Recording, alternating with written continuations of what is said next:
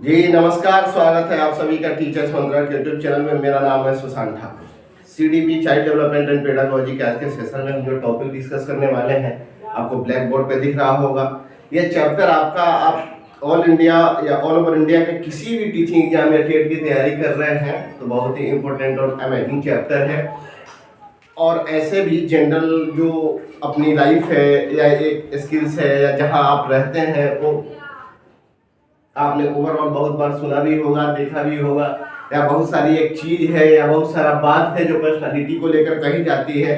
इसी पर्सनालिटी को या व्यक्तित्व को आज हम डिस्कस करने वाले हैं। सबसे पहले ये जो पर्सनालिटी है या व्यक्तित्व है, ये एक शब्द से पर्सनालिटी एक शब्द से बना हुआ है जिसको पर्सोना कहते हैं।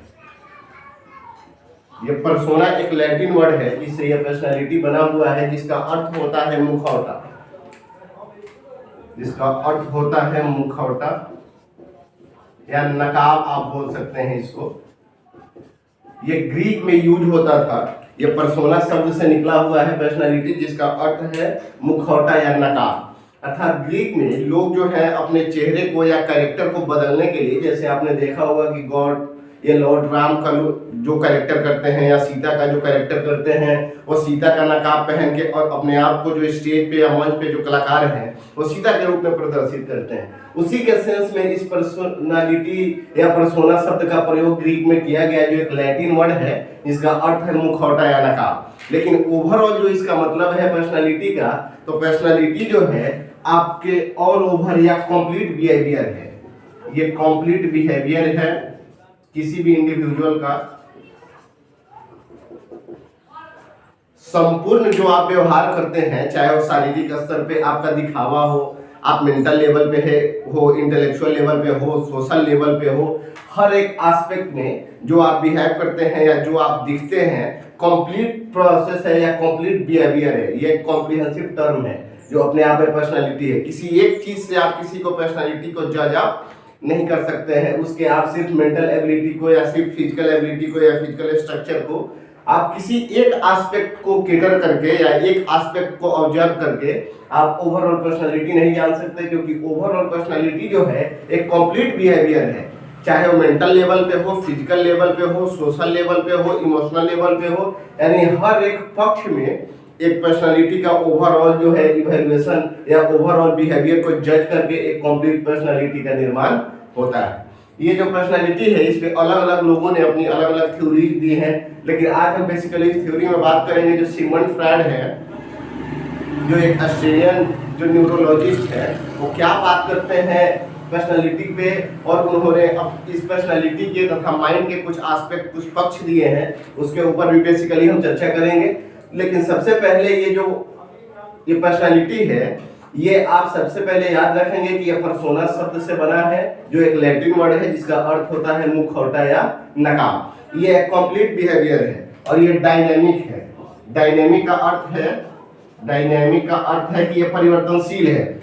जो पर्सनालिटी है, जो व्यक्तित्व किसी चीज को देखने का जो एटीट्यूड है, जो नजरिया है या अप्रोच है, आपको किसी चीज को लेके जो सेल्फ कॉन्सेप्ट है, आज से 5 साल पहले कुछ और था, आज कुछ और है। हो सकता है over the time of period आप जैसे जैसे कुछ कुछ बेहतर होते जाएंगे, आपका किसी चीज को देखने का जो पॉइंट ऑफ व्यू है, एटीट्यूड है, या आपका खुद का जो किसी चीज को लेकर सेल्फ कॉन्सेप्ट है, वो कहीं ना कहीं बेहतर होता है या बदलता है।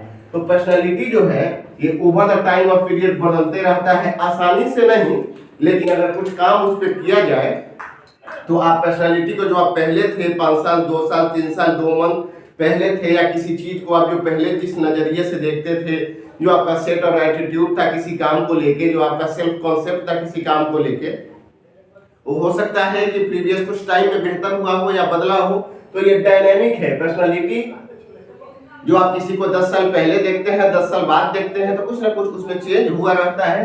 तो ये over the period of time जो है या थ्रू आउट लाइफ जो आपका जो बदलाव है, लेकिन एक कंप्लीट प्रोसेस में किस आपके फिजिकल एस्पेक्ट में भी, दिखने में भी, मेंटल एस्पेक्ट में भी, जो आप डिसीजन लेते हैं, जो आप काम करते हैं, जो आपका सेट और एटीट्यूड है, किसी चीज को देखने का आपका जो सेल्फ कंसेप्ट है, जो आपका अप्रोच है किसी एक चीज को लेके, किसी एक बात को लेके, किसी एक निर्णय को लेके, और सब कुछ आपके पर्सनालिटी का पार्ट है। अब ये पर्सनालिटी को एक व्यक्ति है वुडवर्थ ने कहा है कि ये व्यक्ति के या किसी भी बालक या किसी भी व्यक्ति के व्यवहार का समग्र रूप है। समग्र रूप का मतलब है कि चाहे वो शारीरिक स्तर पे हो, मानसिक स्तर पे हो, सामाजिक स्तर पे हो, चाहे वो इंटेलेक्चुअल, हर एक एस्पेक्ट में जितना में भी मनुष्य एक कार्य करता है, चाहे वो शारीरिक स्तर पे काम करे, चाहे इंटेलेक्चुअल लेवल पे काम करे, चाहे सोशल लेवल पे काम करे, जहां भी वो काम कर सकता है उस एक एस्पेक्ट में पूरा पर्सनालिटी जो है उसको जज या बिहेवियर को, एक कंप्लीट बिहेवियर को जज करके पूरा पर्सनालिटी तैयार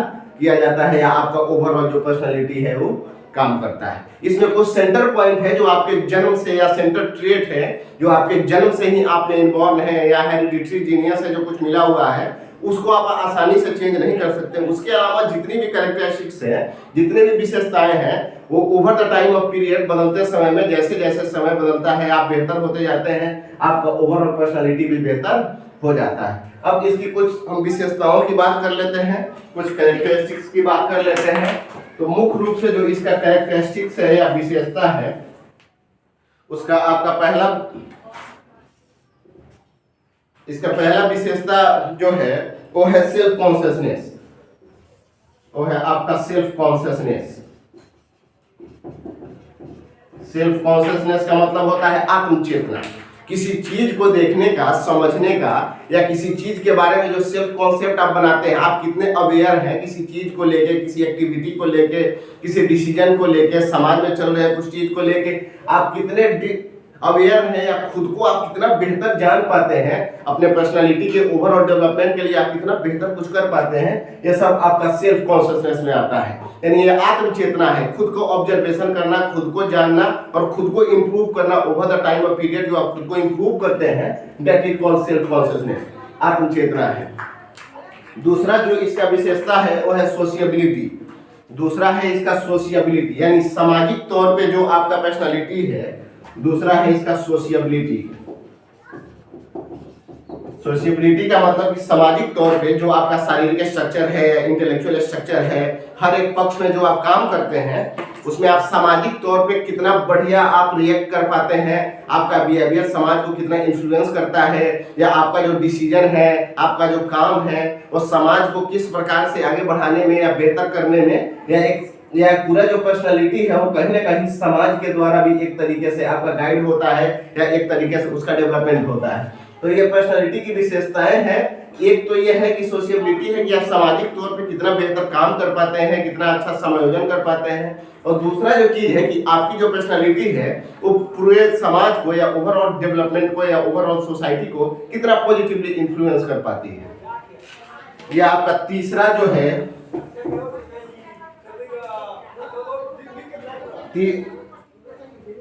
गोल ओरिएंटेड डायरेक्शन है। तीसरा goal oriented direction. Goal oriented direction. Goal oriented direction इसका मतलब है कि आप दिशाओं में या एक बेहतर दिशा में जहां आपको काम करना चाहिए, आपकी जो पर्सनालिटी है वो वेल एडजस्टेड है कि नहीं, आप किसी काम को सही दिशा दे पाते हैं कि नहीं, अपने निर्णय को सही दिशा में ले पाते हैं कि नहीं, या एक एट ए टाइम पे जहां पे आपको डिसीजन बेहतर लेना हो, या आपकी जो पर्सनालिटी है। अब ये पर्सनालिटी के अलग अलग पक्ष जब हम बात करेंगे कि कैसे कैसे इसके क्या पक्ष हैं जो आपके डिसीजन लेने, काम करने, किसी चीज को सोचने, याद करने, भूलने में किस प्रकार प्रभावित करता है। लेकिन ये जो गोल ओरिएंटेड डायरेक्शन है कि आप किसी काम को कितना परफेक्शन के साथ या उस दिशाओं में कितना बेहतर आप काम कर पाते हैं या सोच पाते हैं, ये आपका गोल ओरिएंटेड डायरेक्शन है। ये इसकी थर्ड कैरेक्टरिस्टिक्स है। चौथा है आपका स्ट्रॉन्ग विल पावर। चौथा है आपका strong will power. Strong will power का मतलब है कि किसी चीज को लेके आप कितना इच्छा शक्ति रखते हैं, किसी काम को करने का कितना पॉजिटिव विल है आपके अंदर, और वो जो एक समर्पण है, डेडिकेशन है किसी काम को लेकर के, कि आप अगर किसी काम को करने का निर्णय लेते हैं या इच्छा रखते हैं तो आप पूरे समर्पण के साथ अपना 100% दे करके उस काम को आप एग्जीक्यूट करते हैं या समर्पित करते हैं अपने आप को। ये आपका स्ट्रॉन्ग विल पावर है जो आपके ओवरऑल पर्सनालिटी को भी दर्शाता है। ये 4-5 मुख्य कैरेक्टरिस्टिक्स हैं जो पर्सनालिटी की। अब थोड़ा सा हम बात कर लेते हैं इसके थ्योरीज की, जिसको सिगमंड फ्राइड ने दिया हुआ था। उसकी पहले थ्योरी हम करेंगे psycho analytic theory. Psycho analytic theory. ये साइको एनालिटिक थ्योरी है जिसको दिया हुआ था सिगमंड फ्रायड। एक व्यक्ति है सिगमंड फ्रायड, ये एक ऑस्ट्रियन न्यूरोलॉजिस्ट थे। इन्होंने अपने पेशेंट पे या शारीरिक या तंत्रिका विज्ञानी आप इसको बोल सकते हैं, यानी फिजिकल तौर पे या फिजिकली जितने भी डिजीज है उन सब पे ट्रीटमेंट करते थे। उस ट्रीटमेंट के दौरान अपने ही पेशेंट पे कुछ ऑब्जर्वेशन करने के या कुछ एक्सपेरिमेंट करने पे इन्होंने पाया कि कुछ ऐसी चीजें हैं जो फिजिकल तौर पे वो डिजीज आपके अंदर मौजूद न भी हो, फिर भी कहीं ना कहीं मानसिक रूप से आप जो एक विचार है या जो मानसिक चीज है या जो मानसिक पक्ष है वो आपके ओवरऑल लाइफ को या ओवरऑल पर्सनालिटी को कहीं ना कहीं प्रभावित करता है। इसको फादर ऑफ सिगमंड फ्रायड को फादर ऑफ साइको एनालिटिक भी कहा जाता है, अर्थात ये मनोविश्लेषण जो है, जो मन का विश्लेषण है, उसके पिता के रूप में जाने जाते हैं सिगमंड फ्रायड। इन्होंने पर्सनालिटी के 3 एस्पेक्ट की बात की है। ये पर्सनालिटी के 3 एस्पेक्ट दिए हैं या 3 पक्ष दिए हैं जो ओवरऑल आपके पर्सनालिटी को प्रभावित करता है।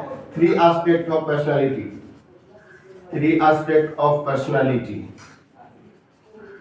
ये बात करते हैं आपका सिगमंड फ्रायड। ये 3 पक्ष दिए हैं। वैसे इन्होंने माइंड को भी यानी मन को भी 3 अवस्थाएं, माइंड के 3 स्टेट ऑफ माइंड भी दिया हुआ है, लेकिन 3 एस्पेक्ट ऑफ पर्सनालिटी के पहला है ईद, दूसरा है आपका ईगो और तीसरा है आपका सुपर ईगो।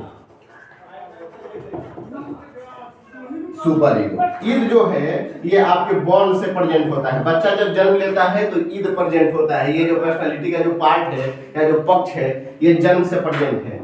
ये आपके 3 साल के उम्र से शुरू हो जाता है और ये सुपर ईगो जो है वो 7 वर्ष की आयु में आपके अंदर डेवलप हो जाता है। अब बात कर लेते हैं ईद की। ईद क्या है? ईद जो है एक प्रकार की डिजायर है या इमीडिएट डिजायर है किसी काम को पूरा करने का। जैसे बच्चा को आप देखते हैं कि वो किसी खिलौने के लिए, किसी चीज के लिए अगर रात्रि में भी अगर वो रोता है तो बच्चा चाहता है कि इमीडिएटली वो चीज फुलफिल हो या जो वो मांग करता है वह उस टाइम एट ए टाइम उसके समक्ष प्रेजेंट होना चाहिए। क्या सिचुएशन है, क्या समय है, क्या हो रहा है, वस्तु उपलब्ध है नहीं है, इसके लिए कोई मैटर नहीं करता है। ईद का मतलब है कि परम इच्छा है ये, कि उसको जो चाहिए वो इनबॉर्न है। ईद जो है अपने बस ये जो प्लेजर प्रिंसिपल पे काम करता है, यानी इसको जिस चीज में खुशी मिलती है वो काम करना चाहेगा, चाहे सोशल तौर पे, इमोशनल तौर पे या उस सिचुएशन के लिए वो भले सही हो या ना हो, लेकिन उस चीज से अगर उसको खुशी मिलती है तो ईद चाहता है या जो पर्सनालिटी का पार्ट है वो आपको उस काम करने के लिए या बच्चों को उस काम करने के लिए मजबूर करता है। दूसरा चीज है ईगो। ये ईगो जो है ईद और सुपर ईगो के बीच में एक बैलेंस क्रिएट करता है या पुलिसमैन का काम करता है। ये ईगो जो है ये कहीं ना कहीं एक बैलेंस क्रिएट करता है, क्योंकि ईद चाहता है कि इमीडिएट कोई चीज जो है वो अवेलेबल हो जाए, या कोई काम गलत भी है सोशली लेकिन अगर उसका इच्छा है तो वो काम करे। लेकिन जो सुपर ईगो है उसका मानना है ये हायर मोरलिटी है। ये अगर बताता है कि अगर जो काम गलत है तो गलत है, चाहे उसके लिए कुछ भी हो जाए। अगर आपको फीवर हुआ है और अगर आपको आइसक्रीम खाने का मन है तो ईद का मतलब है, फॉर एग्जांपल इसको समझेंगे, अगर आपको फीवर हुआ हो और अगर बच्चा आइसक्रीम खाने की जिद करता है तो अगर बच्चा इस स्टेज में होगा 3 साल से पहले, यानी 0 से अगर 3 के स्टेज में अगर ये है तो बच्चा चाहेगा कि फीवर हो, कुछ भी हो, उसके तबीयत पे उसका जो असर पड़े, लेकिन उसको आइसक्रीम इमीडिएटली चाहिए।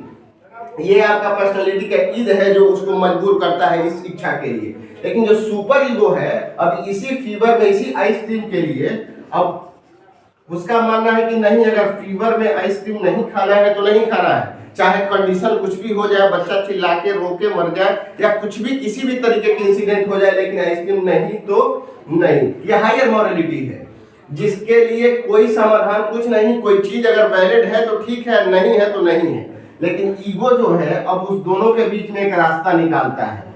एक पुलिसमैन का काम करता है या सेटलमेंट का काम करता है कि ये ईद का भी थोड़ा सा बात रह जाए और ये सुपर ईगो का भी बात रह जाए और बच्चा उस चीज के लिए रोना छोड़ दे, या एक तरीके की उसके अंदर जो डिजायर है या एक तरीके की जो पीड़ा या दुख या तकलीफ जो उठा है किसी चीज को लेकर के, उसको शांत करने के लिए, एक्सॉस्टेड करने के लिए ये पुलिस मैन का काम करता है या बीच में समझौता सेटलमेंट का काम करता है। अब ये क्या कहेगा कि थोड़ा सा किसी आइसक्रीम का पार्ट खा लेंगे और एक आप दवा खा लेंगे।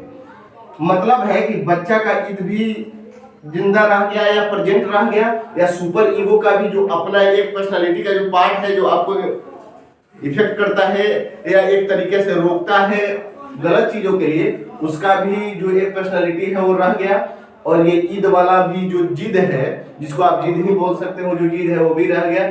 तो ये जो ईद और सुपर ईगो है, इसके बीच में पुलिसमैन का काम करता है या एक तरीके का सेटलमेंट करता है या मध्यस्थता करता है। ईद आपको जो है इनबॉर्न प्रेजेंट है, ईगो जो है वो 3 साल की उम्र में आपके अंदर डेवलप होती है, और सुपर ईगो जो है ये 7 वर्ष की उम्र में आपके अंदर जनरेट हो जाती है, किसी भी जो इंडिविजुअल है या कोई भी व्यक्ति है, कोई भी बच्चा है।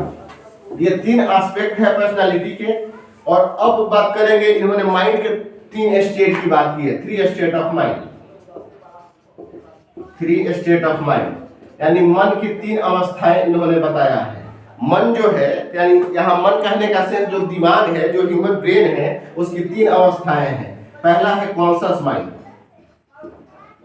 पहला है कॉन्शियस माइंड, दूसरा है सबकॉन्शियस माइंड,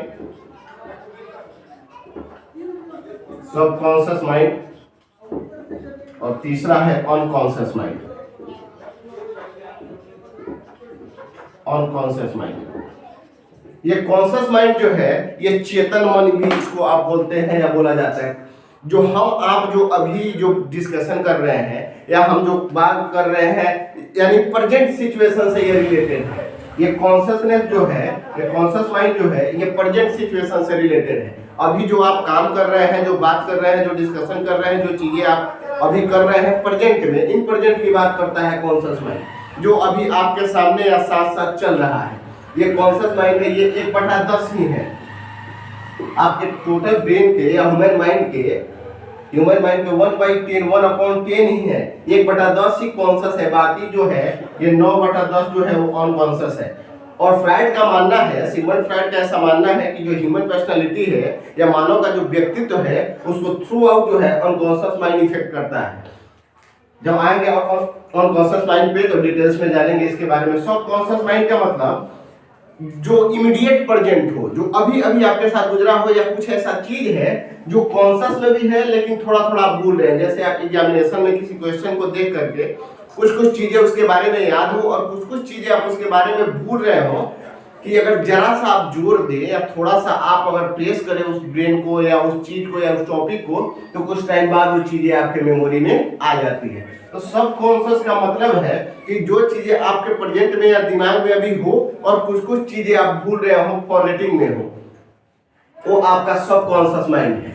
ये कॉन्शियस माइंड जो है वो जो प्रेजेंट में काम करता है, जो आप काम कर रहे हैं, जो आप डिस्कशन कर रहे हैं, जिसके साथ आप वर्क कर रहे हैं, जो चीजें आप समझ रहे हैं, यानी वर्तमान की बात करता है। सबकॉन्शियस माइंड इमीडिएट प्रेजेंट की बात करता है, जो तुरंत आपके सामने से गुजरा है, उससे कुछ चीजें याद रह गई और कुछ चीजें आप भूल रहे हैं, ये आपका सबकॉन्शियस माइंड है। अनकॉन्शियस माइंड जो है इसको store house of unfulfilled Dzire बोलते हैं। अनकॉन्शियस माइंड यानी अचेतन मन को भंडार गृह बोलते हैं, दमित इच्छाओं का भंडार गृह बोलते हैं। क्यों? क्योंकि आपका जो बहुत सारा ये ऐसी इच्छाएं हैं, बहुत सारा ऐसी इमेजिनेशन है, कल्पना है, कुछ ऐसी चीजें हैं जिसको आप दमन कर देते हैं, इसलिए ताकि वो फैमिली में भी जो है एक्सेप्टेबल नहीं है, सोशल एक्सेप्टेबल नहीं है, और फिर वो चीजें ये बात करते हैं कि 9/10 जो है वो सब अनकॉन्शियस है, और आपके थ्रू आउट पर्सनैलिटी को सबसे अधिक अगर कोई चीज प्रभावित करता है तो ये अनकॉन्शियस माइंड है, जो आपका अनफुलफिल्ड डिजायर है, जो कभी किसी कारणवश पूरा नहीं हो पाया, चाहे फाइनेंशियल जो आपका सिचुएशन है उस वजह से पूरा नहीं हो पाया हो, सोशल एक्सपेक्टेंस की वजह से पूरा नहीं हो पाया हो, मतलब किसी भी वजह से अगर ये पूरा नहीं हुआ तो फिर ये अलग अलग तरीके से आपके पर्सनालिटी में या बिहेवियर में झलकता है। जैसे ड्रीम जो है, जो स्वप्न है, जो रात्रि में या दिन में जब भी सोते टाइम आप देखते हैं, ये क्या है? ड्रीम। ये ड्रीम भी अनकॉन्शियस माइंड का है। जो सपना, जो चीज जो कल्पना या जो रियलिटी आपके माइंड से कहीं ना कहीं कनेक्टेड था और आप उसको फुलफिल नहीं कर पाए, या जो इच्छा आपके अंदर उठी थी या एराइज हुई थी उसको अगर आप फुलफिल नहीं कर पाए, तो अब वो क्या हो गया, वो सपनों के माध्यम से आप उसका सामना करते हैं। इस पे इन्होंने बुक भी लिखा हुआ था, एक interpretation of dream, interpretation of dream नाम की एक बुक लिखा हुआ था सिगमंड फ्रायड ने। उसमें उन्होंने बताया कि किस तरीके से अनकॉन्शियस माइंड, जो दमित इच्छा है, हमारी जो इच्छाएं जो पूरी नहीं हुई है उसको रिग्रेशन या रिप्रेस करके रखा गया है, तो किस तरीके से स्वप्न के माध्यम से उजागर होती है, उस पर ओवरऑल बात करते हैं सिगमंड फ्रायड। तो ये अनकॉन्शियस माइंड जो है आपके थ्रू आउट पर्सनालिटी को या ओवरऑल पर्सनालिटी को प्रभावित करने में सबसे बड़ा योगदान इसी का है, अनकॉन्शियस माइंड का। आपका डेली लाइफ जो बिहेवियर है वो कहीं ना कहीं अनकॉन्शियस माइंड से ही प्रभावित होती है। तो ये 3 स्टेट माइंड की बात करते हैं और पर्सनालिटी के 3 पक्ष की बात करते हैं, जो ये दोनों चीज आपके ओवरऑल पर्सनालिटी को या कुल पर्सनालिटी के आपके व्यक्तित्व को प्रभावित करने में या एक प्रकार से बनाने में ये चीजें आपको मदद करती है, या यही चीज है जिसके वजह से या जिसके बेस पे किसी एक व्यक्ति का पर्सनालिटी खड़ा है। और किसी भी दो व्यक्ति का जो पर्सनालिटी है वो बिल्कुल सेम नहीं हो सकता किसी भी कंडीशन में, चाहे वो शारीरिक स्तर पे हो, मानसिक स्तर पे हो, सामाजिक स्तर पे हो, क्योंकि जो ट्विंस हैं, जो जुड़वा बच्चे हैं, उनकी भी जो पर्सनालिटी है वो बिल्कुल सेम नहीं हो सकती। तो दुनिया में इंडिविजुअल डिफरेंसेस भी यही बताता है कि दुनिया में कोई भी जो